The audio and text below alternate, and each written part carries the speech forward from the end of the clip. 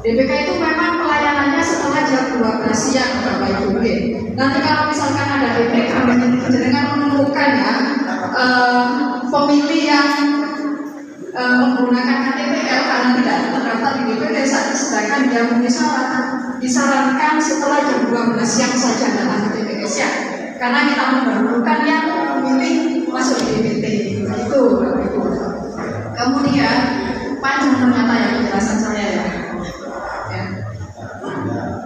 Coba semuanya biar ceria gitu ya, biar tak terlalu tegang gitu ya. Tapi di kecamatan, di PTK, Bapak Ibu sebagai koordinator saksi akan sebagai saksi dari ahli di kecamatan, nanti PPS perwakilan dari desa-desa itu akan membuka dokumennya dan mengumumkan desa A Anies dapat sekian, TPS 1 Anies dapat sekian, Prabowo sekian, Ganjar sekian. Itu diumumkan. Nah, kita kalau tidak punya dokumen C1 atau C hasil itu untuk membandingkan yang diumumkan oleh petugas dari BPK, itu kira-kira bagaimana kita supaya untuk punya alat. Kemudian ditandatangani oleh ketua KPPS gitu Bu. Yang saya tanyakan, sejauh mana keabsahan atau pengaruh dari kartu atau form kejadian proses ini terhadap keabsahan pemilihan penghitungan suara. Saya rasa itu yang kami sampaikan. Terima kasih. Wassalamualaikum warahmatullahi wabarakatuh.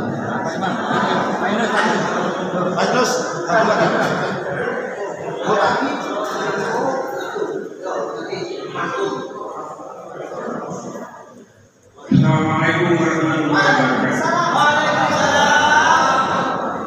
Saya akan bertanya. Saksi insya Allah akan ada pemaparan ya tentang melalui LO atau melalui ketua partai, sehingga masing-masing yang bertugas itu bisa menyampaikan secara langsung kepada saksi-saksi di bawah jajarannya.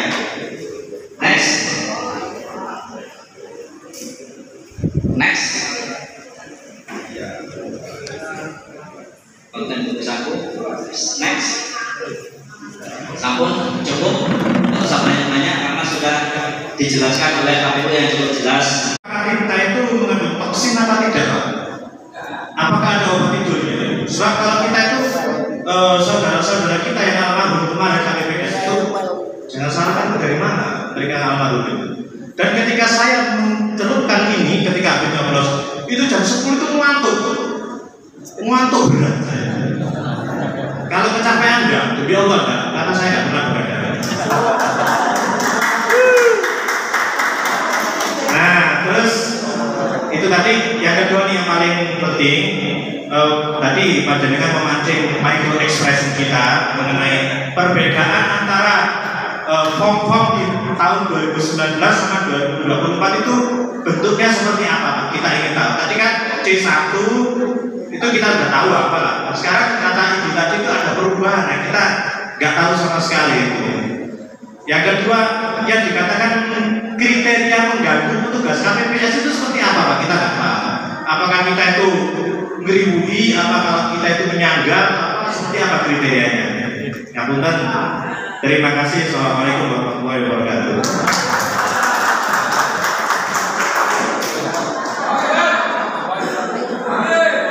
Pak, sekalian nih Pak, dua lagi. Assalamualaikum warahmatullahi wabarakatuh. Nama saya Rizal Heri dari area Pondok Gading Rejo.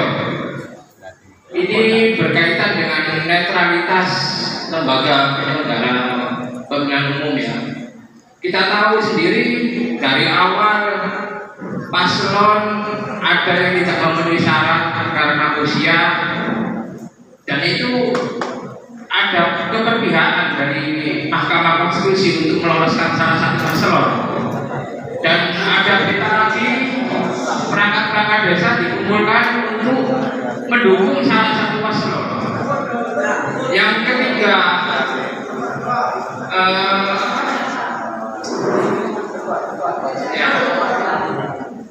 ya maksudnya itu gimana kalau ada kecurangan dari pihak Bawaslu ini, karena sudah nyata beberapa kecurangan ini sudah ditangkapkan di masyarakat gitu. Terima kasih.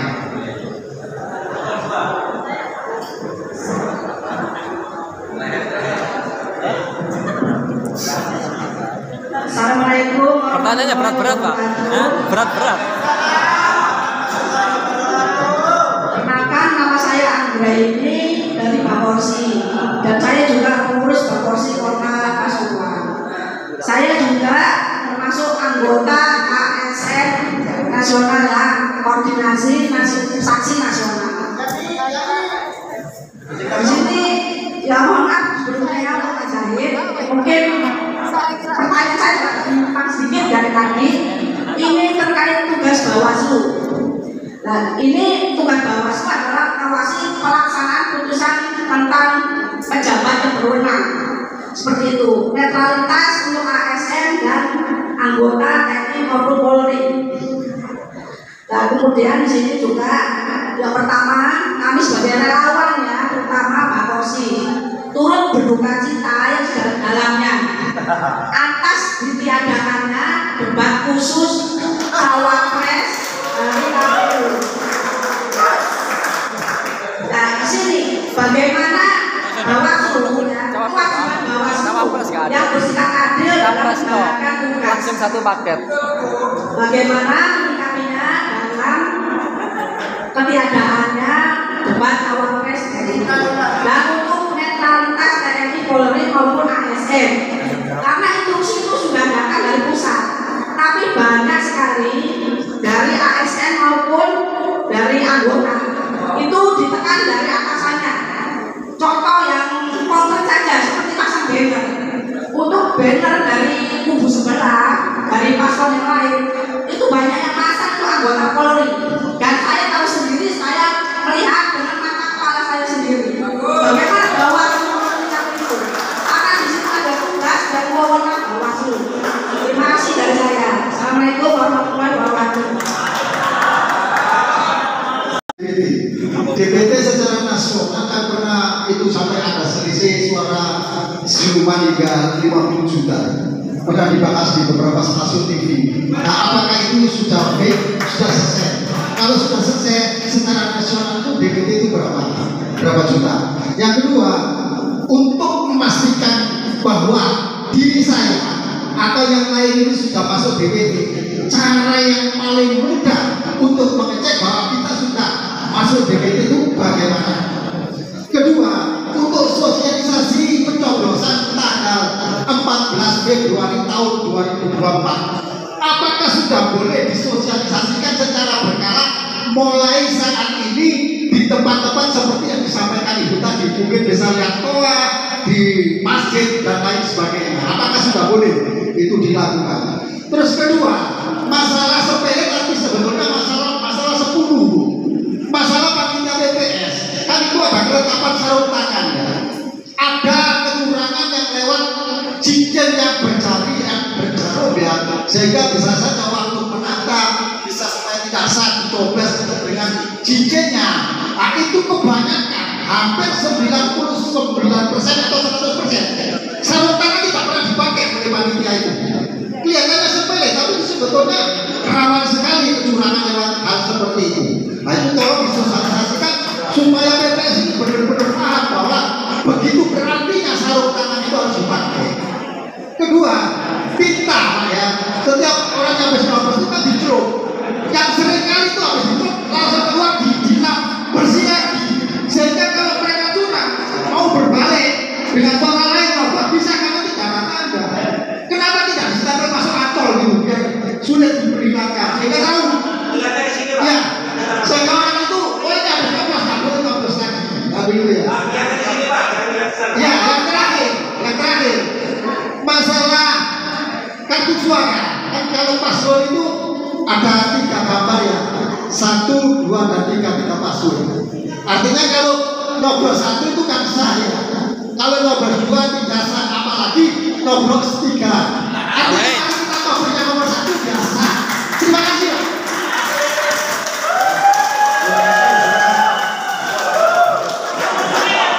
Monggo langsung istirahat.